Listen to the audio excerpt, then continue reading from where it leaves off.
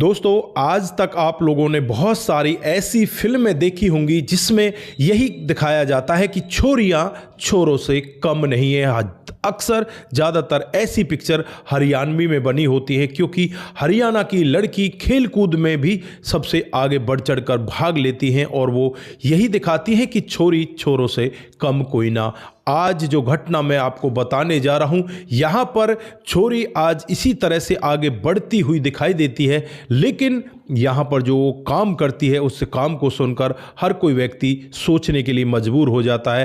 दोस्तों, दरअसल यहां पर एक लड़की बाजार में जाती है और बाजार में उसकी माँ का मैसेज उसके पास आता है कि बेटा जब वापस आओ तो 2 गिलास जूस लेकर आना। दोस्तों, दोपहर के 2 बजे ये लड़की यहाँ से जाती है और 3 बजे जब ये वापस अपने घर आती है, घर की हालत को देखकर बस ये चीखने लगती है, चिल्लाने लगती है, लेकिन यहाँ पर देखने वाली बात की इसकी आंखों में एक भी आंसू नहीं होता और चिल्ला चिल्ला कर अड़ोसी पड़ोसियों को घर में इकट्ठा कर लिया जाता है। और जब घर के अंदर जाकर देखा जाता है तो घर में जो सामान है अस्त व्यस्त फैला हुआ है। जो इसकी माँ है, इसका भाई है, वो यहाँ पर बेसुध अवस्था में पड़े हुए हैं। लगता है कि यहाँ पर इनके ऊपर रॉड से वार किए गए हैं और उसके बाद किसी ऐसे सामान से इनके गले को दबाकर इस दुनिया से इनको विदा कर दिया गया है। पुलिस अपनी जांच पड़ताल करती है, तमाम तरह की जांच पड़ताल करती है। ये लड़की हर सवाल का बड़े अच्छे से जवाब देती है, लेकिन एक गलती की वजह से ये लड़की फंस जाती है और फिर यहाँ पर जो खुलासा होता है कभी किसी ने सोचा भी नहीं था। अगर आप लोग भी पूरे मामले को डिटेल से जानोगे तो आपको भी लगेगा कि वाकई में ही ये लड़की बहुत सातराना तरीके से इस प्लान को अंजाम दे रही थी, लेकिन ये फंस कैसे गई। तो आइए कहानी में आगे की तरफ रुख करते हैं। दोस्तों नमस्कार, जय हिंद। आप देख रहे हैं APH न्यूज राहुल रावत के साथ। दोस्तों, आज की जो हकीकत की घटना आप लोगों को बताने जा रहा हूं, ये हरियाणा में एक जिला पड़ता है यमुना नगर, और यमुना नगर में ही एक जगह पड़ती है आजाद नगर, गली नंबर 2। 23 जून 2023 का वाकया होता है। दोपहर के करीब 3 बजे होते हैं जब यहाँ पर रहने वाली लड़की, जिसका नाम काजल होता है, वो बहुत ही तेजी के साथ शोर मचाने लगती है और यहाँ पर अड़ोसी पड़ोसी इकट्ठा हो जाते हैं। इकट्ठा होने के बाद जब घर के अंदर जाकर देखा जाता है, जो काजल की माँ है मीना देवी और उसका बेटा राहुल, इन दोनों की वहाँ पर डेड बॉडियाँ पड़ी हुई हैं। अब यहाँ पर पुलिस को बुला लिया जाता है। पुलिस मौके पर पहुंच जाती है, अपनी छानबीन में लग जाती है। डेड बॉडियों को उठाकर उन्हें पोस्टमार्टम के लिए भेज दिया जाता है और जब पुलिस यहाँ पर छानबीन करती है तो सबसे पहले काजल से ही बातचीत करने लगती है। काजल से कहती है कि तुम यहाँ पर कब आई थी और ये मामला कैसे हुआ। तो बताती है कि दोपहर के समय 2 बजे मैं घर से गई थी और 3 बजे मैं वापस आई हूँ। मुझे यहाँ पर ये सब हुआ मिला, पता नहीं किसने यहाँ पर ऐसा किया है। पहली नज़र में तो वहाँ ऐसा ही लगता है कि यहाँ पर लूटपाट हुई है और उसके बाद इन लोगों ने विरोध किया होगा, जिस वजह से हमलावरों ने इनके ऊपर हमला कर दिया। फिर यहाँ पर पुलिस की नज़र एक CCTV कैमरे पर पड़ती है जो घर के अंदर लगा होता है। जब उस CCTV कैमरे को खोलकर देखा जाता है तो वो CCTV कैमरा आज सुबह से ही बंद है। अब यहाँ पर काजल से पूछताछ की जाती है कि ये CCTV कैमरा बंद कैसे हुआ। काजल कहने लगती है कि इस सब के बारे में मुझे कुछ भी नहीं पता। अब यहाँ पर पुलिस और ज़्यादा जांच पड़ताल में लगती है। जो पड़ोस में ही एक कैमरा लगा होता है, उस कैमरे में देखती है कि सुबह सुबह इनके घर पर एक लड़का आता है और वो लड़का यहाँ से वापस जाता है। उसके बाद ये लड़की भी यहाँ से वापस जाती है। पर पुलिस जांच पड़ताल में लग जाती है कि ये दोपहर के समय की बात बता रही थी। सुबह सुबह यहाँ से एक लड़का जाता हुआ दिखाई देता, उसके बाद ये भी जाती हुई दिखाई देती है। लेकिन यहाँ पर पुलिस को अब पूरा यकीन नहीं होता कि ऐसा हो सकता है कि ये यहाँ से निकल कर गई होगी, लेकिन ये तो कह रही है 2 बजे। तो यहाँ पर जो माँ का मोबाइल होता है उसकी भी लास्ट लोकेशन जांची जाती है, इस लड़की की भी लास्ट लोकेशन जांची जाती है। तो पता चलता है कि दोपहर के 2 से 3 बजे ये दोनों के दोनों मोबाइल एक ही लोकेशन पर हैं। तो यहाँ पर अब पुलिस का दिमाग घूमने लगता है कि कहीं इस बेटी ने कोई बड़ा कांड तो नहीं कर दिया, क्योंकि जब इस बेटी के पास मैसेज गया होगा तो यहाँ पर इस बेटी ने खुद ही ये मैसेज भेजा होगा, क्योंकि पुलिस को वो लड़की दिखाती है कि इस तरह से मेरी माँ का मैसेज आया था और 2 जूस के पैकेट भी उनको दिखाती है कि ये मैं जूस के पैकेट लेकर आई थी। लेकिन अब यहाँ पर पुलिस का दिमाग दूसरी तरफ से घूमने लगता है कि इन दोनों की लोकेशन एक ही जगह है, तो इसका मतलब ये फ़ोन इसी लड़की के पास है और इसने लड़की ने खुद ही अपनी माँ के फ़ोन से मैसेज किया है। दोस्तों अब पुलिस यहाँ पर चारों तरफ से जांच पड़ताल करती है और जब जांच पड़ताल का दायरा आगे बढ़ता है, जो पोस्टमार्टम की रिपोर्ट आती है उसमें और बड़ा खुलासा होता है। पोस्टमार्टम की रिपोर्ट में पता चलता है ये लड़की तो कह रही थी कि ये वारदात 2 बजे के बाद की है, लेकिन ये वारदात तो सुबह 9 बजे ही हो चुकी थी। वो दोनों सुबह के 9 बजे ही इस जहां को छोड़कर चले गए थे। दोस्तों अब यहाँ पर पुलिस का शक यकीन में बदलने लगता है और उस बेटी काजल को गिरफ्तार किया जाता है। गिरफ्तार करने के बाद जब सख्ती से पूछताछ की जाती है कि वो नकाबपोश लड़का कौन था और वो यहाँ पर आया कैसे और उसके साथ मिलकर तूने कितना बड़ा कांड किया है, तू झूठ बोल रही है, तेरे पास तेरी माँ का मोबाइल था, तूने खुद ही अपने आप मैसेज किया है। अब ये लड़की पुलिस के सवालों में घिरती हुई नजर आती है और उसके बाद जो यहाँ पर सत्य दिखाई देता है उसे देखकर हर कोई व्यक्ति दंग हो जाता है। दोस्तों ये कहानी दरअसल थोड़ी सी पीछे की तरफ चली जाती है।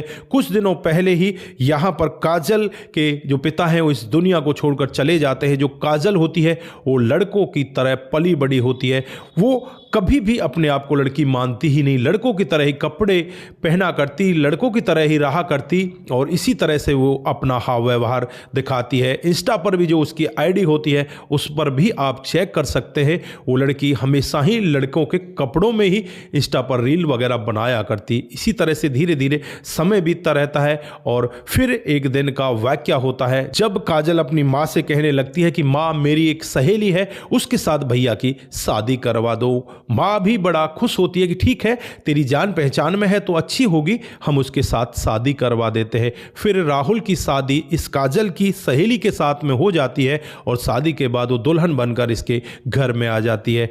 ये लड़की जिसके साथ शादी होती है वो भी इसी की तरह की लड़की होती है, यानी कि ये दोनों सब लिविंग होते हैं एक दूसरे से, यानी कि लड़की लड़की से प्यार करती है और लड़की के साथ ही वो एक दूसरे के साथ संबंध बनाना चाहती है। आदत इसी लड़की काजल की तरह की होती है। दोनों एक दिन एक रूम के अंदर होती हैं और इस सब को राहुल देख लेता है कि दोनों आपत्तिजनक स्थिति में एक दूसरे के साथ लिपटी हुई हैं। इस सब को देखकर राहुल को गुस्सा आता है और गुस्से में फिर यहाँ पर उस लड़की से इसका तलाक हो जाता है। तलाक होने के बाद अब राहुल यहाँ पर बुझा बुझा सा रहने लगता है। इसकी माँ को भी चिंता होने लगती है। फिर माँ इसके लिए एक और लड़की देख लेती है, उसके साथ इसकी दूसरी शादी हो जाती है। दूसरी शादी होने के बाद यहाँ पर जो काजल होती है अपना व्यवहार बिल्कुल चेंज नहीं करती और वो इस औरत के साथ भी ऐसा ही करने लगती है। वो औरत यहाँ पर इससे ज़्यादा तंग आकर फिर इस घर को छोड़कर चली जाती है, वो अपने मायके में रहने लगती है।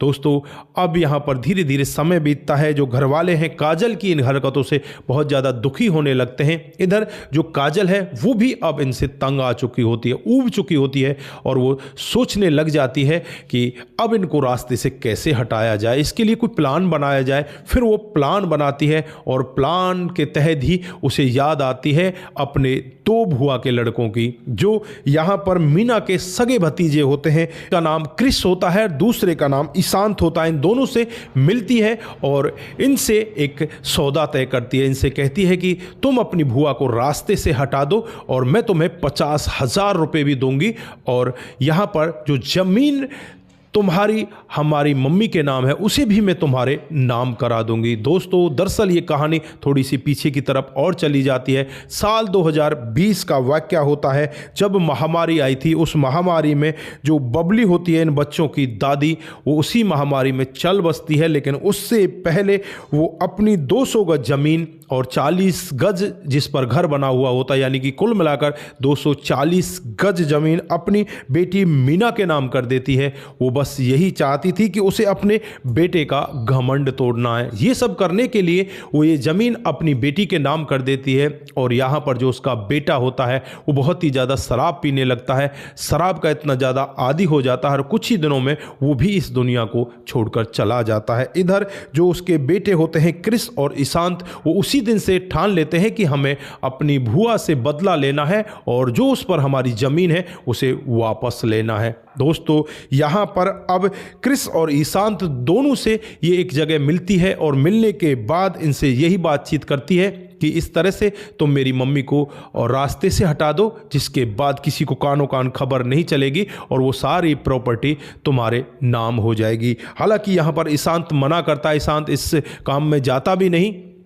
लेकिन वो इन्वॉल्व तो होता है, बातों से इन्वॉल्व होता है। इधर जो क्रिस होता है ये सब करने के लिए तैयार हो जाता है। दोस्तों फिर यहाँ पर 23 जून 2023 का वाक्य रहा होगा। सुबह के करीब 9 बजे होंगे जब ये लड़का क्रिस इनके घर पर आता है। जो राहुल होता है वो शेविंग कराने के लिए बाहर गया हुआ होता है। जो माँ होती है वो अपने बेड पर बैठकर मोबाइल देख रही थी, मीना देवी, और यहीं पर काजल होती है और ये भुआ का लड़का क्रिस भी वहाँ पर पहुँच जाता है। काजल वहीं पर पड़ी हुई एक रॉड उठाती है, रॉड उठाकर अपनी माँ के सर पर वार करती है। माँ वहीं पर बेहोश हो जाती है और वहीं पर जो चार्जर की लीड होती है उस चार्जर की लीड से माँ के गले को दबा दिया जाता है। तब तक दबा कर रखा जाता है जब तक ये पूरा मामला समाप्त नहीं हो जाता। अब यहाँ पर इंतजार होता है कि राहुल कब आए, और जैसे ही राहुल घर आता है फिर वही दोबारा से सब कुछ दोहराया जाता है। राहुल के ऊपर भी रॉड से वार किए जाते हैं और फिर उसके गले को भी इसी तरह से दबाकर उसे इस दुनिया से विदा कर दिया जाता है। अब ये दोनों सोचने लग जाते हैं कि इसकी प्लानिंग आगे कैसे बढ़ाई जाए। फिर यहाँ पर जो तिजोरी होती है उसके ताले को तोड़ा जाता है, खोला नहीं जाता, तोड़ा जाता है। तोड़ने के बाद उसमें से जेवरात वगैरह निकाले जाते हैं। ये लड़की काजल उन जेवरात, उन पैसों को अपनी स्कूटी की डिग्गी के अंदर में रख लेती है और फिर यहाँ से ये लड़का चुपचाप फरार हो जाता है। उसके पीछे पीछे ये लड़की भी सुबह के 10 बजे ही यहाँ से फरार हो जाती। 9 बजे आए थे, 10 बजे तक ये पूरा कांड कर दिया था और 10 बजे यहाँ से जाने के बाद ये फिर मार्केट में पहुँच जाती है। अपनी माँ के मोबाइल को भी अपने साथ लेकर जाती है। प्लानिंग के तहत ही ये अपनी माँ के मोबाइल से अपने पास मैसेज करती है और उसमें यही लिखती है कि 2 जूस के पैकेट तुम वहाँ से ले आना। दोस्तों अब यहाँ पर जब पुलिस पूरा मामला सुनती है तो हर कोई व्यक्ति यहाँ पर सोचने के लिए मजबूर हो जाता है कि ये लड़की सुबह से लेकर 2 बजे तक मार्केट में घूमती रही, 2 से 2:30 और 3 बजे ये वापस अपने घर पर आती है और फिर लोगों को इकट्ठा कर लेती है। कितनी सातिर इसने प्लानिंग बनाई थी, लेकिन ये अपनी ही प्लानिंग में खुद फंस जाती है और फिर आज ये जेल के अंदर बंद हो जाती है। दोस्तों फिलहाल यहाँ पर 3 लोगों के खिलाफ मामला दर्ज किया जाता है, जिसमें काजल, क्रिस जो भुआ का लड़का है और ईशांत जो इसकी भुआ का दूसरा लड़का है, यानी कि 3 लोगों को गिरफ्तार कर लिया जाता है। इन गिरफ्तार करके इन्हें जेल के अंदर बंद कर दिया जाता है। दोस्तों यहाँ पर लोग बात कह रहे थे क्रिस का तो इसमें दोस्त था, लेकिन ईशांत का क्या दोस्त था? ईशांत इस प्लानिंग का मास्टर माइंड बताया जा रहा था पुलिस के आधार पर कि ईशांत यहाँ पर इस प्लानिंग का पूरा मास्टरमाइंड वही होता है, वही इस प्लानिंग को अंजाम देता है। तो दोस्तों ऐसी घटनाएं भी यहाँ पर हो रही हैं। ये लड़की से ही प्यार करती थी, जिस वजह से लड़की के साथ अपने जीवन को बिताना चाहती थी। इस सब में उसकी माँ, उसका भाई रोड़ा बन जाता है, तो यहाँ पर ये इतना बड़ा कांड कर देती है। दोस्तों इससे पहले हरियाणा में एक और ऐसी ही रोहतक के अंदर बहुत बड़ी घटना घटती है, जिसमें लड़का होता है, यहाँ पर लड़की होती है, वो लड़का होता है और लड़का यहाँ पर इसी तरह से लड़कों से प्यार करता है और वो भी फिर इसी तरह से अपने घर वालों को इस दुनिया से विदा कर देता है। दोस्तों ऐसे मामले भी हमारे सामने हमें देखने को मिलते हैं। तो दोस्तों ये कहानी मैंने सुनी तो मुझे भी ऐसा लगा कि आप लोगों के बीच में भी इस कहानी को, इस घटनाक्रम को लेकर आना चाहिए, जिसने एक बार के लिए पूरे भारत को हिलाकर रख दिया था। दोस्तों धन्यवाद के पात्र यहाँ पर हरियाणा पुलिस भी है, जिन्होंने इतनी अच्छे से इसकी जांच पड़ताल की और इन मुजरिमों को पकड़कर इन्हें जेल के अंदर बंद कर दिया। बाकी आप लोग यहाँ पर क्या कहना चाहते हैं, आपकी जो भी राय है एक बार कमेंट बॉक्स में जरूर दीजिएगा।